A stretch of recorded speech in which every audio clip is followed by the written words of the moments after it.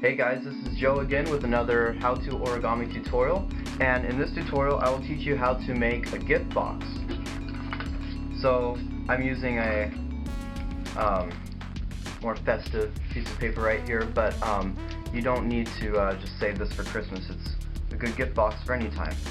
So the first steps would be to fold in the diagonals,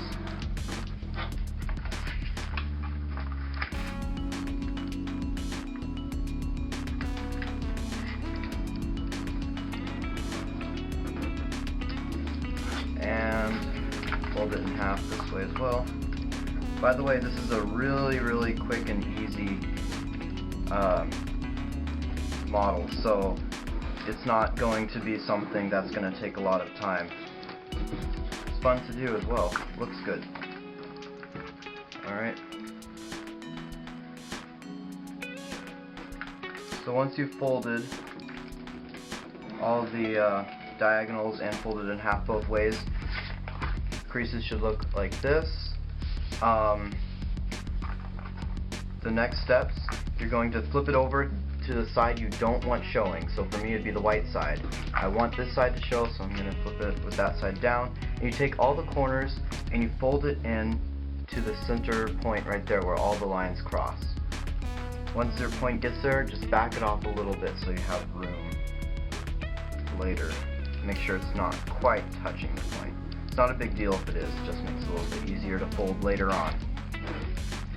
So do that to all four corners.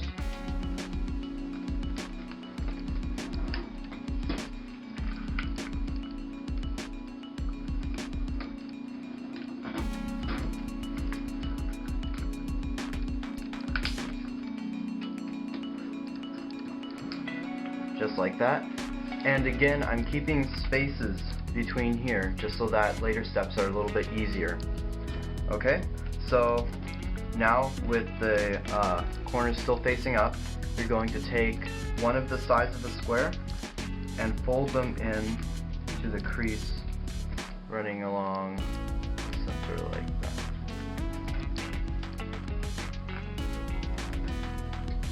And you do that to all four sides of the square.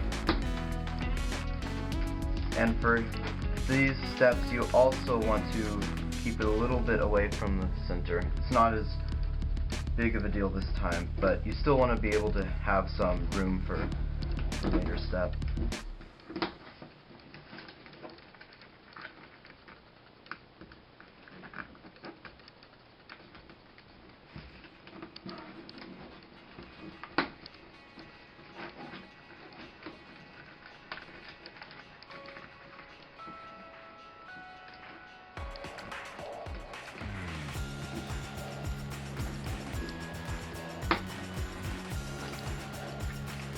Okay, awesome. Once you've got it this far, you're pretty much done.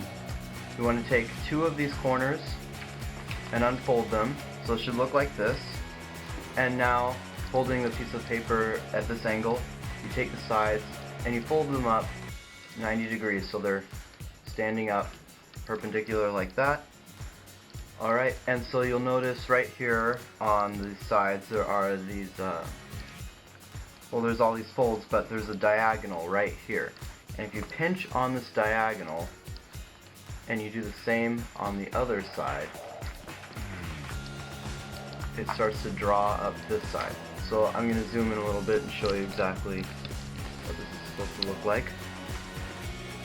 You see there's a crease running right here, and a crease running right here. And so you're going to mountain fold right there. You're going to valley fold right here and here too, but my pencil won't show up. So that way it folds up the side like this. Okay? Once you've done that, you can push it down like this. See how it just forms a side just like the rest? So you're just going to fold these in and then fold the flap over like that. Okay? Once you've done that, make a good strong crease on the top right here so it doesn't unfold. Like that, and repeat on the other side. So again, you're going to mountain fold right here on this diagonal, mountain fold on this diagonal. Push them in. Once the flap comes up, just fold it down.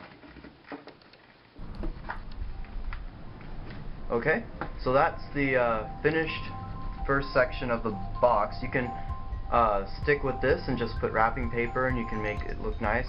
I like my boxes to have lids, however, so after creasing everything good and strong,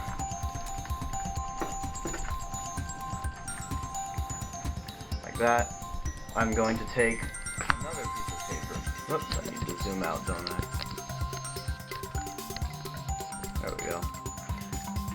So now we have another sheet of paper, and if you want the boxes to be able to fit inside of each other, then one of the pieces of paper has to be smaller. So take scissors, and I don't know, depends how big your paper is, but just cut off. I'm cutting off about 1/4 inch or so on this. So I don't know what ratio that is. I probably should have calculated that, but it doesn't really matter. Just make it slightly smaller than the previous square. Okay?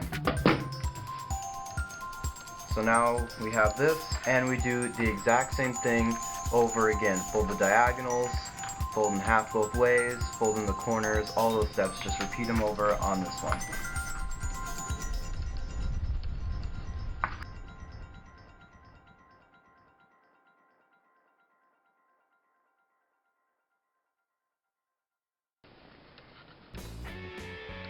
Okay, so once you finish both halves of the box, you should notice that the smaller one that you trimmed should easily fit within the larger one. And this makes the traditional origami box. There's nothing really special about this, but I mean, it makes a perfect gift box for the holiday season, so I thought I should share it with you like this in Christmas gift wrap.